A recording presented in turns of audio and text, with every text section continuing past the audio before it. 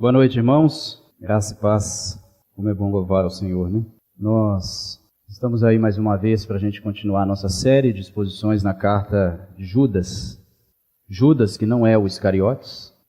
Sem mais delongas, eu gostaria de pedir você que abrisse comigo lá na carta de Judas. Está lá no finalzinho da Bíblia, um pouco antes de Apocalipse. Uma carta antes de Apocalipse.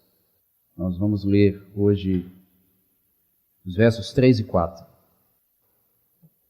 Se você achou, coloque-se de pé, por favor. Então, Judas, uma carta pequena, apenas um capítulo. Nós leremos hoje o verso 3, 4. Diz assim: Amados, quando eu empregava toda a diligência em escrever-vos acerca da nossa comum salvação, foi que me senti obrigado a corresponder-me convosco, exortando-vos a batalhardes diligentemente pela fé que uma vez por todas foi entregue aos santos. Pois certos indivíduos se introduziram com dissimulação, os quais desde muito foram antecipadamente pronunciados para essa condenação. Homens ímpios que transformam em libertinagem a graça de nosso Deus e negam o nosso único soberano e Senhor, Jesus Cristo. Vamos orar? Santo Deus, eis-me aqui mais uma vez diante da Tua palavra. Peço a Deus que o Senhor me ajude nas minhas limitações, nas minhas fraquezas. Me oriente, ó Deus, pela iluminação do Teu Espírito, a pregar a Tua palavra e somente a Tua palavra. A dizer, ó Deus, não o que eu penso sobre a Sua palavra. A não pregar sobre a palavra, mas pregar a palavra do Senhor. Porque este é o chamado que Tu tens para os Teus ministros. Aqui estou eu, Senhor, totalmente dependente do mover do Teu Espírito, da iluminação do Teu Espírito para compreender, explicar e aplicar a Tua palavra à vida da Tua noiva, a igreja. Senhor, me ajude. Eu suplico a Tua ajuda. Me ajude, Deus, por favor.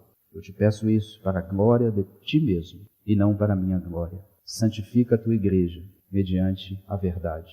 E sabemos que a Tua palavra é a verdade. Faça isso, Senhor, para a glória de Ti mesmo. Podeis assentar? Como eu disse, irmãos, nós estamos numa série de exposições na carta de Judas. É uma carta muito pequena, mas de um conteúdo muito importante. Mas muito importante, assim como toda a Bíblia é importante para os nossos dias, a epístola de Judas, ela é fundamental também. Porque ela trata de alguns assuntos totalmente pertinentes, que foram pertinentes para a igreja primitiva, foi pertinente ao longo da história da igreja e também é pertinente para nós hoje em 2017. Então é uma série que nós temos aprendido muito, tem nos edificado bastante e eu espero que sirva também assim para os irmãos. Acompanhe comigo algumas leituras, presta bem atenção aqui. Não está na Bíblia, tá? Trazendo algumas leituras. Não diga, ó Deus, ajuda-me. Remova esta doença de mim. Diga, gripe, não permitirei sua entrada em meu corpo. Saia de mim em nome de Jesus. Nariz, ordeno que cesse a coriza. Tosse, ordeno que vá embora em nome de Jesus. Diga, câncer, você é incapaz de me matar. Eu nunca morrerei de câncer, em nome de Jesus. Você sofre por causa de uma montanha financeira em sua vida? Comece a conversar com seu dinheiro. Diga a seu talão de cheques que se alinha à palavra de Deus. Converse com seu negócio. Decrete que os clientes venham ao seu estabelecimento e gastem dinheiro ali. Dirija-se à montanha. Casa nova? Carro novo? Isso é ninharia. Nada é comparado ao que Deus deseja fazer por você. Como esses bens podem ser obtidos? Tilton sugeriu a seus seguidores que fizessem um voto de fé, na forma de uma doação para o seu ministério. E ele disse assim: gosto do voto de $1.000, porque desaprovo pessoas de coração dividido, mornas, certinhas que dizem, bem, eu ajudarei com um pouco. Gosto do voto de fé de $1.000. Não estou dizendo que você deva fazê-lo. Se você entendeu desse jeito, não prestou a mínima atenção às minhas palavras. Estou dizendo que você não tem de fazê-lo. Estou lhe mostrando como consegui-lo. Sim, a obra do Senhor recebe uma parte. Você, porém, recebe a parte maior. Você recebe a bênção maior. Estou tentando tirá-lo do lixo em que você mora. Estou tentando arranjar-lhe um carro decente. Estou tentando ajudá-lo. Pare de me amaldiçoar, pare de me amaldiçoar. Deus, o que arrancará essa bênção de ti? Eu sou uma bênção. Fui abençoado de forma sobrenatural por Deus. Eu lhe trago uma bênção hoje e sei que trazer essa bênção é a minha responsabilidade. Recebi uma correspondência de um extremado ensinador do movimento Palavra de Fé chamado David Epley. Nele havia um folheto acompanhado de uma barra de sabão abençoada com oração. O folheto dizia: vamos lavar-nos de todo azar, doença, falta de sorte e mal. Sim, até mesmo da pessoa maligna que você deseja afastar da sua vida. Jesus ajudou um homem a eliminar a cegueira dos olhos. Desejo ajudá-lo em seus feitiços, vexames, problemas domésticos, amor, felicidade e alegria. No folheto, há o testemunho de pessoas abençoadas por esse ministério. Portas abertas de um novo emprego, um sonho de $80 mil torna-se realidade. Fui incapaz de usar minhas mãos por 12 anos.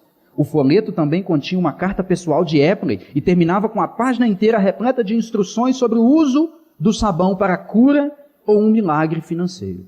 Assim, depois de ter lavado a pobreza de suas mãos, pegue a maior nota que tiver, de 100, 50 ou $20, ou o maior cheque que puder preencher.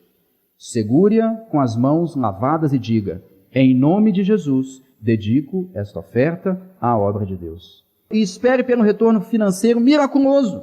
É claro que a maior nota que tiver, ou o maior cheque que puder preencher, devem ser enviados à organização de Epley. O último parágrafo da carta dizia: por meio do dom de discernimento, vejo alguém enviando uma oferta de $25. E Deus está me mostrando um cheque poupudo que chegará a essa pessoa em breve. Digo poupudo, pois me parece ser de mais de $1.000. Sei que isso parece estranho, mas vocês me conhecem muito bem para saber que preciso obedecer a Deus quando Ele fala comigo. Permanecerei aqui à espera da sua resposta. Textos tirados do livro O Caos Carismáticos, escrito por John MacArthur, publicado pela editora Fiel, aqui do Brasil. Vocês não deram glória? Cheques de $milhões. Ei, gripe, ordeno, sai de mim em nome de Jesus. Nariz, cesse a coriza em nome de Jesus. Empregos, portas abertas, casa nova, emprego novo, currículo sendo aprovado. Faculdade, passou no vestibular. Tudo isso como resposta ao que você ofereceu para Deus? Tudo isso como chave para o milagre? Tudo isso como uma coleira que se coloca no Deus soberano, cujos querubins viram e disseram: Santo, Santo, Santo é o Senhor dos exércitos, toda a terra está cheia da tua glória. Tudo isso coleira que se colocou no pescoço do Deus eterno e soberano para dizer a Ele: venha a mim e faça a minha vontade. Tudo isso que eu li aqui, irmãos, está acontecendo exatamente, e sabe de onde que vem essas frases? De púlpitos de igrejas norte-americanas e de igrejas brasileiras, cheias de falsos mestres, falsos ensinos, falsos profetas, obreiros fraudulentos, que se transformam em anjos de luz e que saqueiam o rebanho do Senhor. Postei na página da igreja, no dia 31 da Reforma Protestante, um manifesto. Depois vocês leem lá. Em cima da minha página eu escrevi: a igreja vive uma deforma, carente de uma reforma, mas a igreja jamais terá reforma, visto que gastou todo o dinheiro construindo os templos sucintos, que mais parecem teatros de vampiros, que rejeitaram o sangue do Cristo, mas se alimentam do ouro dos fiéis. Se alimentam do ouro dos fiéis. O texto que nós lemos de Judas tem conexão direta.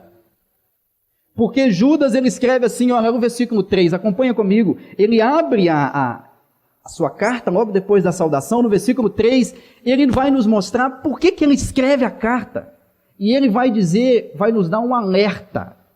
Judas vai nos dar um alerta. Amados, quando eu empregava toda a diligência em escrever-vos acerca da nossa comum salvação, ou seja, Judas está dizendo assim para os seus leitores: olha, quando eu assentei, peguei caneta e papel e pensei, vou escrever aos irmãos, falando de quão maravilhosa é a salvação que nós temos em Cristo, de quão gloriosa é a obra que Cristo fez por nós no Calvário, o quão maravilhoso é a demonstração de amor que o Pai fez para conosco ao dar o seu Filho para morrer por nós. Judas está dizendo, eu tive vontade de escrever essas coisas. Mas acompanha comigo ainda o verso 3, mantenha aí sua Bíblia aberta, ele diz assim, quando eu pensei em escrever essas coisas, foi que me senti obrigado. Judas foi tomado por um desejo, por um sentimento, ele foi impelido por um desejo, ao ponto de ele dizer, olha, eu me senti obrigado a corresponder-me convosco. Eu me senti obrigado a não tratar com vocês a respeito da comum salvação que temos. Eu decidi tratar com vocês de um tema muito mais importante. Eu gostaria de falar de salvação. Eu gostaria de falar de fé. Eu gostaria de exaltar a obra do Cristo pendurado no madeiro. Eu gostaria, mas eu me senti obrigado. Eu fui tomado de uma força muito maior que foi necessário que eu escrevesse, exortando-vos a batalhardes diligentemente pela fé que uma vez por todas foi entregue aos santos. Nesse sentido, o título da nossa mensagem hoje é Cuidado, os falsos mestres chegaram. Judas falou, olha, eu queria escrever sobre salvação, eu queria falar de várias outras coisas, mas quando eu sentei, peguei papel e caneta, eu me senti obrigado a exortar vocês. Não é pedir para vocês, não é dar um conselho para vocês, não é suplicar a vocês, mas eu decidi escrever para exortar vocês, para chamar a atenção de vocês, para suplicar a vocês, para clamar a vocês por um motivo, para que façam uma coisa. Qual coisa é essa? Ele diz, para que batalheis diligentemente. Judas, então, ele está chamando a igreja, os seus leitores, olha, eu exorto, eu chamo vocês, eu convido vocês a que batalhem, a que se levantem, a que deixem de ser covardes, a que deixem de ficar em silêncio, mas que se levantem como defensores de quê? É o que ele diz aqui, olha. Batalhar diligentemente pelo quê? Pela fé. Vamos definir fé aqui? Fé nesse texto, Judas não está dizendo assim, batalha pela fé de conseguir uma Mercedes-Benz. Batalhe pela fé de conseguir um apartamento. Batalhe pela fé de conseguir ser aprovado no vestibular. Batalhe pela fé de conseguir a cura do câncer. Como esses falsos profetas falaram aqui no texto que eu li para vocês. Ele não está falando aqui fé como a capacidade de crer. Olha, você precisa ter fé, hein? Precisa batalhar pela sua fé, você está com uma fé muito pequena. Batalha por uma fé maior. Não, ele não está dizendo isso. Fé aqui, que Judas está dizendo, é o conjunto de doutrina. É o conjunto de ensinamentos que nós temos na Escritura, no Antigo e no Novo Testamento. Fé, então, é aquilo que Deus deixou revelado para nós, o que é a sua vontade e como Ele deseja que nós andemos. Então entenda-se fé aqui, que a fé pode aparecer na Bíblia com esses dois critérios. Ela pode aparecer como a fé salvífica, aquela fé que eu deposito em Deus para a salvação, e ela também, em algumas passagens, dependendo do contexto, ela vai aparecer como fé, como conjunto de doutrinas. E aqui nesse contexto de Judas, fé é o conjunto de doutrinas, é o ensinamento apostólico, é o que nós temos, é a revelação de Deus nas Escrituras. E Judas está dizendo assim, ei, eu exorto vocês a que batalhem pela fé. Batalhem pela fé. E ele diz uma característica dessa fé. Ele diz assim, é pela fé que uma vez por todas foi entregue aos santos. Por que ele está chamando os irmãos a batalhar por uma fé que de uma vez por todas foi dada aos santos? Porque Judas está nos ensinando uma coisa muito interessante, irmãos. Que o que Deus tinha para dizer, o que Deus tinha para ensinar, o que Deus tinha para revelar, já nos foi dito. É por isso que ele diz que a fé foi nos dada de uma vez por todas, ou seja, não tem mais revelação. Não tem mais nada que Deus vai ter que dizer. Ah, irmão, eu gostaria de conhecer a vontade de Deus. Digo novamente quando eu costumo dizer, quer ouvir Deus falar com você? Leia a Bíblia. Quer ouvir Deus falar com você? Leia a Bíblia. Não, mas eu quero ouvir Deus falando audivelmente comigo. Leia em voz alta. Leia em voz alta. Eu quero ouvir Deus falar comigo audivelmente. Leia a Bíblia em voz alta. Batalhais pela fé que de uma vez por todas foi dada aos santos. de uma vez por todas. Tem mais revelação? Tem mais mistério oculto? Tem mais segredos? Nem olhos viram, nem ouvidos ouviram que Deus preparou para aqueles que amam. Opa, peraí, mas tem coisa então a ser revelada, porque nem olhos viram, nem ouvidos ouviram? O versículo fora do contexto se torna um pretexto para afirmar uma heresia. Nem olhos viram, nem ouvidos ouviram que Deus preparou para aqueles que o amam. Mas o Espírito não as revelou. Ou seja, o que olho não viu, o que ouvido não ouviu no passado, o Espírito Santo nos revelou mediante a inspiração da palavra. Está aqui, irmão. Está aqui. Tem que ir atrás aí buscando revelação, buscando nada. É a fé que de uma vez por todas foi dada aos santos. De uma vez por todas cessou a inspiração.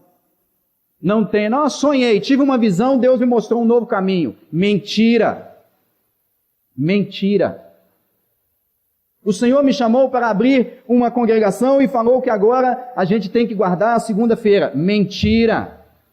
Por que é mentira? Porque Paulo, escrevendo aos Gálatas, diz: ainda que um anjo de luz vos apareça, ainda que um de nós, um dos apóstolos, chegue para vocês, Paulo em pessoa, chegue aqui e apareça para nós, sou eu, Paulo, e do outro lado dele, Pedro, acompanhado de uma hoste de anjos, diz assim: olha, aqui está uma revelação nova da parte do Senhor. Nós vamos dizer para Paulo e para Pedro, se eles trouxerem revelações novas, vamos falar: anátema seja, maldito seja, porque a fé foi dada de uma vez por todas aos santos. Judas abre com um alerta. Ele mostra para a gente o propósito. Qual que é o propósito que ele teve de escrever? Exortar-nos a batalhar pela fé que de uma vez por todas foi dada aos santos. Esse é o propósito da carta. Aí no versículo 4 ele nos dá um alerta. Por quê? Judas, por que você está chamando a gente para batalhar pela fé que foi dada de uma vez por todas aos santos? O verso 4 ele nos diz por quê. Pois certos indivíduos se introduziram com dissimulação. Por que os leitores de Judas estavam sendo chamados a batalhar pela fé? Pois certos indivíduos se introduziram com dissimulação. Essa expressão, quando ele diz se introduziram com dissimulação, a ideia nesse texto, quando você lê o texto grego, eles introduziram sem serem notados. Eles se introduziram no meio da igreja sorrateiramente. Eles se introduziram sem que ninguém percebesse. Judas não chega a dar o nome aqui. Ele não chega a falar Valdomiro Santiago. Ele não chega a falar Edir Macedo. Ele só diz certos homens. Certos indivíduos se introduziram com dissimulação. Eles não estão fora da igreja. Eles estão dentro. E Judas está dizendo: ei, eu exorto vocês, batalhem pela fé, porque certos indivíduos introduziram entre vós dissimuladamente. Dissimuladamente. Eles estão aí dentro. Estão aí infiltrados. Mais adiante na sua carta ele vai dizer assim: eles são rochas submersas nas festas de vocês. O que é uma rocha submersa? É escondidinho ali. É o penetra. Já ouviram falar no penetra da festa? Judas está dizendo: olha, a igreja está cheia disso. Está cheio. Tem certos indivíduos que penetraram aí sorrateiramente, vocês nem estão percebendo. Ei, deixa eu chamar a atenção de vocês, despertem. Isso não era o caso só dos leitores de Judas. Por exemplo, quando você lê Gálatas, capítulo 2, versículo 4, olha lá comigo. Vai lá comigo em Gálatas, capítulo 2, verso 4. Não é só um problema dos leitores de Judas. Paulo já havia dito, isso já vinha acontecendo antes. Olha Paulo, quando ele escreve aos Gálatas, no capítulo 2, versículo 4, ele diz assim: e isso por causa dos falsos irmãos que se entremeteram. Olha, a mesma palavra aí, entremeter, a mesma palavra usada aqui para introduzir-se dissimuladamente. Eles se intrometeram no meio dos irmãos. Com qual propósito? Com o fim de espreitar a nossa liberdade que temos em Cristo e reduzir-nos à escravidão. Paulo está dizendo que eles entraram na igreja com qual propósito? A fim de fazer, no contexto de Gálatas, a fim de fazer com que a gente volte aos rudimentos da lei mosaica. Eles têm aparência de irmãos, mas na verdade são lobos disfarçados de ovelha. Por exemplo, olha Tito 1, versículo 16. Vai lá comigo, Tito 1, versículo 16. Eles têm aparência. Eles estão aí no meio de nós, se esconderam, se infiltraram. Tito 1, versículo 16, diz assim: eles afirmam que conhecem a Deus, mas por seus atos o negam. Eles afirmam que conhecem a Deus, mas por seus atos negam a Deus. São detestáveis, desobedientes e desqualificados para qualquer boa obra. Para qualquer boa obra, ou seja, eles não servem para nada. Não servem para nada. Olha comigo Mateus capítulo 7, versículo 15. Palavras de Jesus. Mateus capítulo 7, verso 15. Jesus diz assim: acautelai-vos dos falsos profetas, que se apresentam disfarçados em ovelhas, mas por dentro são lobos roubadores. Olha 2 Coríntios 11, versículo 13 e 15. 2 Coríntios 11, versículo 13 e 15. Não é de se surpreender. Não é de surpreender que a igreja está cheia disso. Como estava nos tempos de Judas, esteve durante ao longo da história da igreja, e tem hoje ainda também. Olha 2 Coríntios 11, 13. Pois tais homens são o quê? Falsos o quê? Apóstolos. Pois tais homens são falsos apóstolos, obreiros enganosos, fingindo-se apóstolos de Cristo. Está cheio disso na TV. Está cheio disso do rádio. Fingindo serem apóstolos de Cristo. Isso não é de admirar, pois o próprio Satanás se disfarça de anjo de luz. Portanto, não é surpresa que os seus servos finjam que são servos da justiça. Portanto, não é surpresa que os seus servos finjam que são servos da justiça. O fim deles será o que as suas obras merecem. Qual o fim desses homens? Segundo Paulo, será o que as suas obras merecem. Então ele nos diz: olha, a razão pela qual eu chamo vocês a batalharem pela fé, que de uma vez foi dada aos santos, é porque tem falsos mestres introduzidos no meio de vocês. Então ele nos dá um alerta: opa, presta atenção, estão no meio da igreja. Depois, a parte B do versículo, ele diz assim: foram antecipadamente pronunciados para esta condenação. Ele diz o seguinte, que a presença, o que ele quer dizer com isso? Que a presença desses falsos mestres na igreja já tinha sido anunciada, então não deveria ser surpresa. Em outras palavras, o que nós vimos por aí, irmãos, os ensinamentos mais bizarros, não deveriam nos surpreender. Porque nós já fomos alertados que falsos mestres introduziriam-se na igreja. É o que ele diz aqui, olha. Foram antecipadamente pronunciados. Ele está dizendo para a igreja assim aqui: não se assustem. É o cumprimento de uma palavra, é o cumprimento de um anunciamento. E eles estão aí. Por exemplo, em Atos capítulo 20, nós temos um pronunciamento a respeito disso. Atos capítulo 20, versículo 29, não precisa abrir. É Paulo dizendo, ele diz assim: eu sei que depois da minha partida. Paulo está dizendo: eu sei. Não é eu acho, eu sei que depois da minha partida, lobos ferozes penetrarão no meio de vocês e não pouparão o rebanho.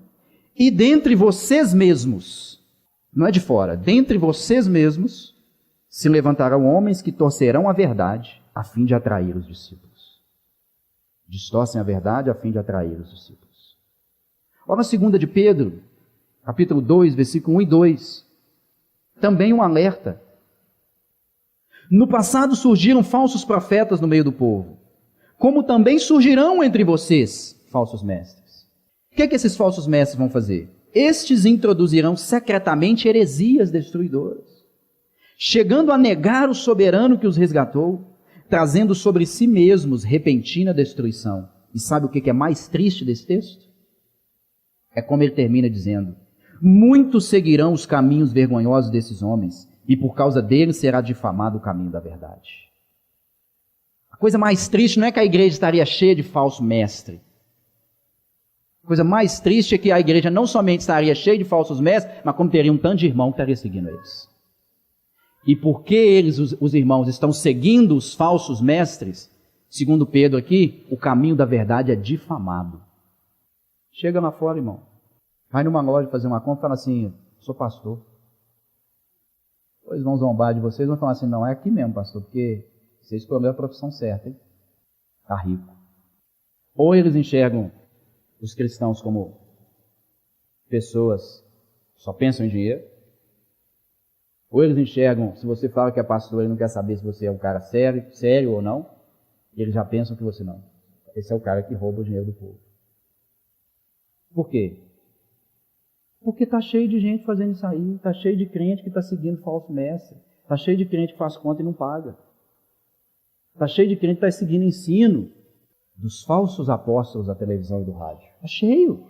E por causa disso, o caminho da verdade é difamado, as pessoas não querem o evangelho. Se mesmo sem ter mau exemplo eles não querem, porque o homem está morto em delitos e pecados, imagina vendo os maus exemplos. Não ser crente eu não quero não. É isso que é ser crente? Não quero não. O caminho da verdade, difamado. Olha Gálatas 1, versículos 6 e 7. Paulo diz assim: admiro-me de que vocês estejam abandonando tão rapidamente. A palavra abandonar aqui é desertar. Paulo está dizendo o seguinte: a igreja entrou falsos mestres lá na igreja da Galácia. Paulo escreve então a carta aos Gálatas para combater os falsos mestres que estavam lá dentro e alertar os irmãos que não seguissem o ensinamento deles. E olha, ele abre a carta já no versículo 6, eu estou admirado com vocês. Estou admirado. Admiro-me que tão depressa, foi rápido demais, vocês estejam abandonando tão rapidamente aquele que os chamou pela graça de Cristo, para seguirem outro evangelho que na realidade não é outro evangelho. O que ocorre é que algumas pessoas os estão perturbando, querendo perverter o evangelho de Cristo. Ele fala assim: olha, eu estou surpreso, estou admirado que vocês tão rapidamente estejam abandonando. Como eu disse, a palavra aqui é um termo militar de um soldado que é arregimentado para o exército e depois ele nega o seu exército. Ele é um desertor. Paulo chama os irmãos da Galácia de desertores. Por quê? Porque estavam passando do evangelho de Cristo para outro evangelho, que, segundo Paulo, não é outro evangelho, porque não existe outro evangelho. Não existe o evangelho do Valdomiro Santiago, não existe o evangelho do Edir Macedo, existe o evangelho de Jesus Cristo. O evangelho de Jesus Cristo. É isso que existe. O John MacArthur diz assim: na igreja de hoje, a apostasia assume muitas formas. Quem é apostasia? Apostasia é abandonar a fé verdadeira. É seguir a heresia. Isso é apostasia. Então ele diz que na igreja de hoje a apostasia assume muitas formas. Os falsos mestres escrevem livros e publicações. Eles falam no rádio e na televisão. Ensinam em colégios e seminários. Pregam nos púlpitos da igreja. Têm sites na internet. Satanás sempre semeia o joio no meio do trigo, segundo Mateus 13, 24. Levantando falsos irmãos que se disfarçam como mensageiros da verdade, segundo 2 Coríntios, capítulo 11, que nós vemos aqui. Então, segundo John MacArthur, está cheio. Nesse sentido, irmãos, Judas não escreve para surpreender a igreja, mas ele escreve para alertar a igreja sobre a importância de se combater o falso ensino. Ele não escreve a carta, como eu disse, irmãos, repito, para assustar a igreja. Os homens estão pregando isso. Ele escreve para mostrar para a gente a importância de nós estarmos envolvidos na defesa da fé que nos foi dada de uma vez por todas. E aí, seguindo, ainda no verso 4, ele já falou para a gente qual que é o propósito que ele tinha, que era exortar-nos a batalhar diligentemente pela fé, que de uma vez por todas foi entregue aos santos. Depois ele nos deu a razão, é porque certos indivíduos entraram sorrateiramente no meio da igreja. Ele disse que não era para a igreja se assustar, porque isso já havia sido predito anteriormente. E aí agora ele traça o perfil do falso mestre. Ele não chega a dizer exatamente o que eles estavam ensinando. Nós não temos assim claramente na carta, porque ele não toca, ele não fala assim, eles estavam ensinando que Cristo não é Deus. Ele não chega nesse ponto a definir muito claro qual era o falso ensino que esses homens estavam introduzindo na igreja, né? Mas aí ele traça um perfil dele. Quem eram esses homens? Aí ele diz assim, olha comigo aí o verso 4, quase no finalzinho ele diz assim, homens ímpios. Homens ímpios. Quem são eles? Judas simplesmente chama eles de homens ímpios. Ele não deu um nome, como eu falei aqui anteriormente, citei alguns. Aqui ele cita homens ímpios. E isso nos mostra muito bem quem eles eram. Muito. Porque a palavra ímpio, quando você vai lá no texto grego, é ascebeis. O que significa essa palavra? Ela significa alguém sem temor de Deus. Ela significa pessoas irreverentes. Elas não têm nenhuma reverência para com Deus. Elas estão dentro da casa do Senhor, elas estão com a palavra do Senhor aberta, mas elas não têm reverência alguma. Elas não têm temor algum. É isso que Jesus está dizendo. Homens ímpios. A palavra ascebeis, ela é o oposto de eusebia, que é reverência e temor. Ou seja, ele está dizendo assim, esses homens, eles são ímpios. Eles não têm nenhum temor por Deus, eles não têm nenhuma reverência por Deus. Isso fica evidente, porque se eles tivessem alguma reverência, algum temor, eles não estariam ensinando falsas doutrinas na igreja. Eles não estariam comprando horários nos canais de televisão para falar o tanto de bobagem que eles falam. Eles não têm temor de Deus, são irreverentes. Quem são eles? São irreverentes. Ou seja, esses homens têm aparência de piedade, mas na verdade são homens que demonstram claramente não ter nenhuma consideração para com Deus, muito menos por seu rebanho. Claramente eles não têm nenhuma consideração por Deus, nem pelo rebanho. Aí vê se vocês encontram alguma similaridade em 1 Timóteo 6, capítulo 3, em 1 Timóteo capítulo 6, o verso 3 a 6. Vai lá comigo. Vê se vocês encontram alguma coisa parecida com o que nós vemos hoje aqui, quando Paulo escreve a Timóteo, alertando exatamente sobre o falso ensino. 1 Timóteo 6, versículos 3 e 6, Paulo diz assim: se alguém ensina falsas doutrinas e não concorda com a sã doutrina de nosso Senhor Jesus Cristo e com o ensino que é segundo a piedade, é orgulhoso e nada entende. Esse tal mostra um interesse doentio por controvérsias e contendas acerca de palavras, que resultam em inveja, brigas, difamações, suspeitas malignas e atritos constantes entre pessoas que têm a mente corrompida e que são privados da verdade, os quais pensam que a piedade é fonte de lucro. Paulo está escrevendo a Timóteo falando assim, esses que ensinam falsas doutrinas, eles acham que a piedade, que a reverência a Deus, que o temor a Deus, deve ser usado como fonte de lucro. Eles usam da palavra para arrecadar fundos. Eles são árvores que comem dos seus próprios frutos. Árvores que comem dos seus próprios frutos. 2 Timóteo 2, um pouquinho adiante, vai, 2 Timóteo capítulo 2, 15 a 21. 2 Timóteo 2, 15 a 21, Paulo diz assim, dando uma instrução para Timóteo, que era um pastor, ele diz assim, procura apresentar-te a Deus aprovado. Está chamando então o Timóteo, olha, Timóteo, você passou na igreja. Então procura se apresentar diante de Deus aprovado, como obreiro que não tem de que se envergonhar, que maneja bem a palavra da verdade. Evita igualmente os falatórios inúteis e profanos, pois o que deles usam passarão a impiedade ainda maior. Além disso, a linguagem deles corrói como câncer. Olha o que Paulo está dizendo para Timóteo. Timóteo, a linguagem desses falsos mestres corrói como câncer, é como gangrena. Ela come a carne. Come a carne. Elas corrói como câncer, entre os quais se incluem Himeneu e Fileto. Aqui Paulo está citando nomes, e é por isso que eu citei. Paulo está citando nomes. 2 falsos mestres, que Paulo está alertando Timóteo contra ele. Aqui, ó, entre eles se inclui Himeneu e Fileto. Esses se desviaram da verdade. Como que eles se desviaram da verdade? Asseverando que a ressurreição já se realizou. E estão pervertendo a fé a alguns. Himeneu e Fileto perverteram a verdade ensinada pelos apóstolos, dizendo o seguinte, olha, pregando uma doutrina falsa, dizendo, olha, a ressurreição já aconteceu.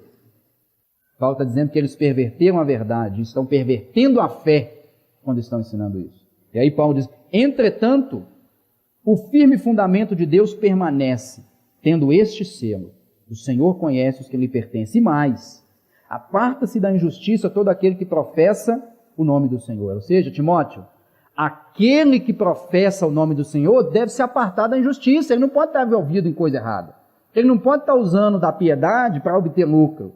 E aí ele diz uma coisa interessante, Ora, ele dá um exemplo. Numa grande casa não há somente utensílios de ouro e de prata. Há também de madeira e de barro. Alguns para honra, outros, porém, para desonra. Está querendo dizer assim, dentro da mesma casa, Timóteo, tem vaso para honra e vaso para desonra. Assim dentro da igreja. Tem vaso de honra e tem vaso de desonra. Ele diz o seguinte: assim, pois, se alguém a si mesmo se purificar desses erros, quais são os erros que ele está dizendo? Os erros dos falsos mestres. Se alguém não se deixar corromper pelo desejo de ensinar falsas doutrinas, qual será a consequência? Será vaso de honra, santificado e útil ao seu possuidor, estando preparado para toda boa obra. Ele disse anteriormente que eles o quê? Não servem para obra alguma. Agora ele está dizendo, aquele que se resguardar desse erro, ele será vaso de honra, útil para toda boa obra. Deus usa aquele que é fiel à sua palavra. Qual é a conduta desses falsos mestres? Ele já disse a identidade deles. São homens ímpios. Olha na conduta. A parte final do versículo 4. Que transformam em libertinagem a graça de nosso Deus. Transformam em libertinagem a graça do nosso Deus. Aqui ele avança um pouquinho, nos dando mais ou menos uma ideia, mostrando o comportamento deles, mostrando basicamente o que eles ensinam. A palavra transformar aí é transportar, é mudar de posição, é perverter, é alterar. É você pegar uma coisa que está aqui e colocar num outro lugar que não pertence a ela. Eles transformaram o quê? O que eles transformaram? A graça do nosso Deus. Em quê? Em libertinagem. O que é libertinagem? Libertinagem é dissolução, é conduta sensual, é promiscuidade. Ou seja, eles pegaram a graça de Deus e colocaram ela o quê? Misturaram ela a uma conduta imunda. Essa palavra libertinagem, ela aparece, por exemplo, em 2 de Pedro 2,7, quando Pedro fala da conduta de Sodoma e Gomorra. Dizem o quê? Que Sodoma e Gomorra vivia na libertinagem. É a mesma conduta, ou seja, quando esses falsos mestres fazem isso, quando eles transformam a graça do Senhor em libertinagem, eles estão o quê? Se comportando como Sodoma e Gomorra. Ela também, essa mesma palavra libertinagem, ela aparece também em Efésios capítulo 4, versículo 19, quando se fala da maneira como os pagãos viviam, em libertinagem, ou seja, vivendo de forma sensual, vivendo na promiscuidade, vivendo entregue aos seus desejos libertinos. Em suma, eles fazem da graça uma liberdade para viver como bem entendem. Quando Judas está dizendo para a gente, olha, eles transformam a graça do nosso Senhor em libertinagem, ou seja, eles acharam a graça como na graça o passaporte para viver como bem entendem. Como diz Tito, Paulo escrevendo a Tito, capítulo 1, versículo 16, ele diz assim, no tocante a Deus, professam conhecê-lo, entretanto negam por suas obras. Acharam na graça o quê? A oportunidade para viver como bem entendem. Mas eles não só fizeram isso, não só transformaram a graça de Deus em libertinagem, mas também ele faz a última parte do versículo 4, ele diz, negam o nosso único soberano e Senhor Jesus Cristo. Que tem uma relação direta com transformar a graça em libertinagem.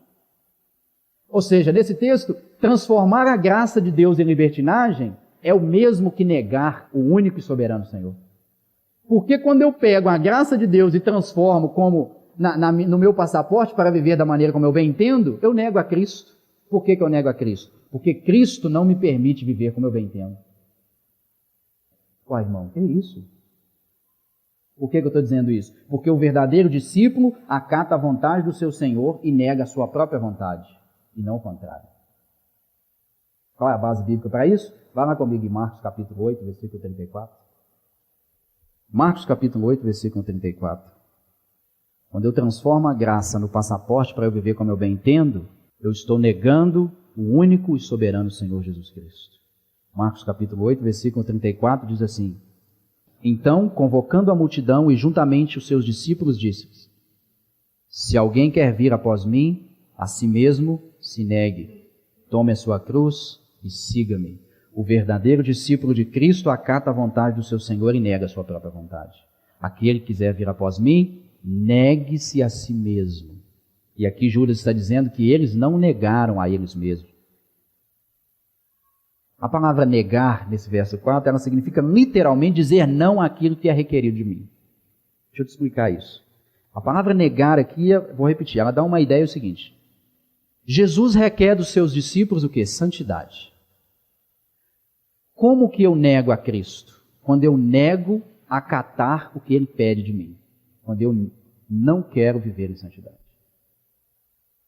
Negar aqui, então, repito, é não acatar aquilo que é requerido de mim. Deus requer dos seus discípulos, dos seus filhos, santidade. Sede santos, porque eu sou santo. E eu digo para Deus, não quero uma vida santa. Então eu estou negando ao Senhor. Então esses falsos mestres, eles fizeram exatamente isso. Jesus, nós não queremos vida santa, nós não queremos vida de piedade. Nós queremos viver como bem entendemos. Ou seja, é requerido de um discípulo a negação da vontade, não uma entrega a ela. É requerido santidade, não promiscuidade. Eles estão fazendo isso. É requerido uma vida pura e não entregue ao pecado. Os falsos mestres pensam assim, olha como que é o pensamento deles. Deus é bonzinho. Ele vai entender. O que importa é que você venha à igreja. E não a maneira como você vive os outros 6 dias. Somos livres em Cristo. Podemos fazer o que bem entendemos. Afinal, a graça de Deus cobre todos os pecados. Deus me ama. Ao fazerem isso, demonstram por seus frutos que são irregenerados. Nunca conheceram a verdade e com isso negam o próprio Senhor Jesus, pois nega os seus ensinos. Negar o ensino é negar ao próprio Cristo. Logo, não lhes resta nada senão a condenação e a ira de Deus. Está cheio de falsos mestres ensinando isso aí. Não, a gente não fala de pecado, não. A gente não fala de santidade. A gente está preocupado em você ter a sua vida boa e ser feliz aqui e agora. A gente quer o céu na terra. A gente não quer esperar arrebatamento. Não. A gente quer a Mercedes-Benz, a gente quer o emprego, a gente quer a cura. A gente não quer santidade. A gente não quer vida de oração, a gente não quer vida com Deus. Transformaram a graça de Deus em libertinagem. Com isso, negaram-se. Eu concluo com 2 perguntas, uma súplica e um poema. Concluo a minha exposição com 2 perguntas, uma súplica e um poema. Primeira pergunta. Você está envolvido nessa luta? Judas nos chamou, nos exortou a batalharmos pela fé que de uma vez por todas foi dada aos santos. Você está envolvido nessa luta? Não é uma opção. Se você está envolvido, segunda pergunta, de qual lado você está lutando? Você fica assistindo lá os canais dos falsos apóstolos, dos falsos mestres? Você frequenta lá os cultos? E você quer ver mistério, revelação? Você quer ter a sua melhor vida aqui agora? Quer a cura? Quer o emprego? Qual lado você está lutando? Já disse que não tem como não participar dessa luta. Ou você está nela, ou você está nela. A diferença é de qual lado você está. Essas são as 2 perguntas. A minha súplica, e eu faço isso com muita reverência do Senhor. Muito. Suplico aos irmãos, suplico com todo o meu coração, suplico, peço, por favor, pelo amor de Deus, desliguem seus televisores, seus rádios e abram suas Bíblias empoeiradas. Desliguem seus televisores, seus rádios e abram suas Bíblias empoeiradas. Suplico aos irmãos que façam isso. Termino com um poema de minha autoria, que escrevi já tem alguns anos, mas eu acho que tem tudo a ver com o que nós falamos aqui, sobre batalhar pela fé. Diz assim: pela manhã cantarei louvores ao meu Deus. Sobre o rio de lágrimas derramadas em meio às lutas, colocarei meu barquinho e convidarei o Messias para nele reclinar a cabeça. Só assim poderei navegar seguro, sem medo de me perder durante as tempestades. Vestirei toda a armadura, afiarei minha espada e lutarei grandes batalhas lideradas pelo meu Senhor. Juntos destruiremos fortalezas, adentraremos corações de homens incrédulos e traremos de volta todo pensamento cativo ao Senhor dos Exércitos. Durante a tarde descansaremos ao lado dos rios. Embaixo da sombra das árvores escreveremos salmos. A seguir partiremos montados em cavalos preparados para percorrer lugares distantes. Chegaremos a novos povoados e ali proclamaremos com fidelidade a mensagem do Rei. Ao findar do dia voltaremos para casa, eu e meu Senhor. E entre quatro paredes iremos lembrar juntos dos momentos mais nobres que vivemos ao batalhar incansavelmente pela fé de uma vez por todas dada aos santos. E assim viveremos até o dia em que partir. Quando então chegar a hora, eu não precisarei mais de armadura e nem mesmo da espada afiada pelo Espírito do meu Rei. Quero apenas dar o último suspiro repetindo as palavras de um guerreiro esquecido que diz: combati o bom combate, encerrei a carreira e guardei a fé. Já agora a coroa da justiça me está guardada, a qual o Senhor reto juiz me dará naquele dia. E não somente a mim, mas também a todos quanto amam a sua vinda. Você será coroado? Você será coroado? Vá embora pensando nisso. Serei coroado? Terminarei a minha vida com essas palavras? Combati o bom combate. Encerrei a carreira, guardei a fé. Amém?